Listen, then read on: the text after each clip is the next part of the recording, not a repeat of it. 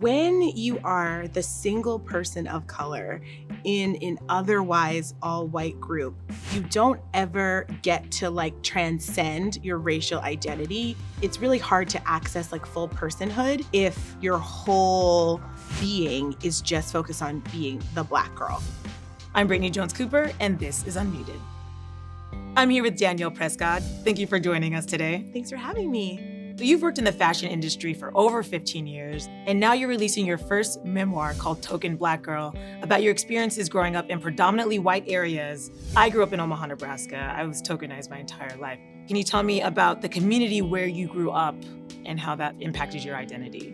I'm born and raised in Westchester. It's a predominantly white community. People were very invested in creating this fantasy of equality.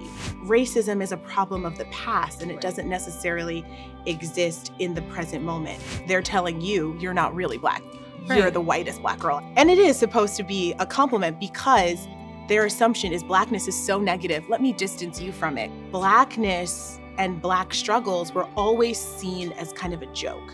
In the 8th grade, we watched Roots, the PBS anthology. Kunta Kinte, the kind of patriarch of this family that the series follows, tries to run away from slavery and gets his foot chopped off. And the kids in my class would limp around at recess to make fun of it. You were maybe one of 2 Black girls in your school. Do you risk social ostracization by being like, hey guys, this isn't right? If you are in predominantly white spaces, how you're being influenced, the things that you're seeing, doing, experiencing, maybe are not typical of the Black experience, which then severs you from being able to relate to your own community. You write that when you're the only Black friend, you're often used as a buffer against that person being called racist. I think 2020 was just a hard time to be the token Black friend after George Floyd's murder. And I know on Facebook, I actually had to put up a post that said, please stop reaching out to me to explain this. For token Black friends, it was very difficult to watch people say, wow, I am anti-racist. The only Black person in your life besides me is your nanny.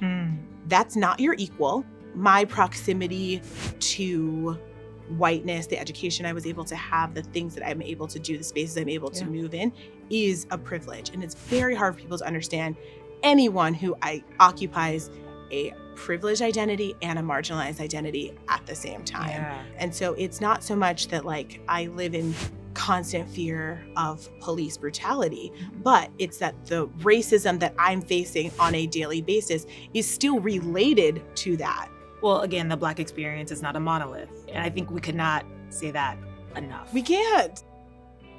You graduated and you moved into the fashion industry. So tell me about your experiences of being tokenized and how did you navigate that?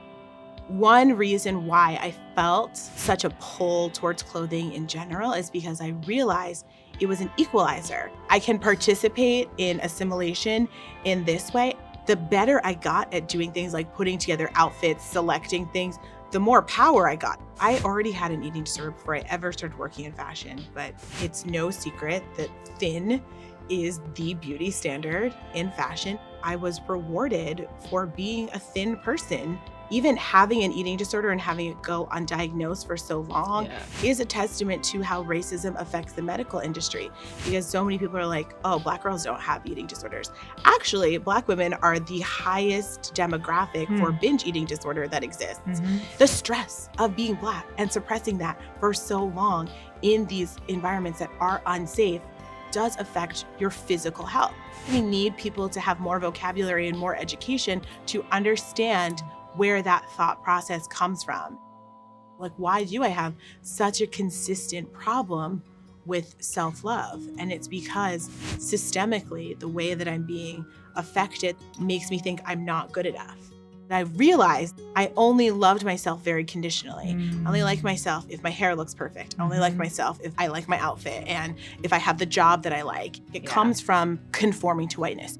As someone who has been made a token, you are trained to just be looked at and not be heard. And so that is kind of the mission of the book. It's like taking back some ownership. I think for token Black girls all around the world, it is so powerful to be able to read your story and to see ourselves in it and to know that you're not alone. And you can still find yourself. You can still come back to yourself and be a full person. For me, that's what I took away from your book. I'm so glad. Yeah.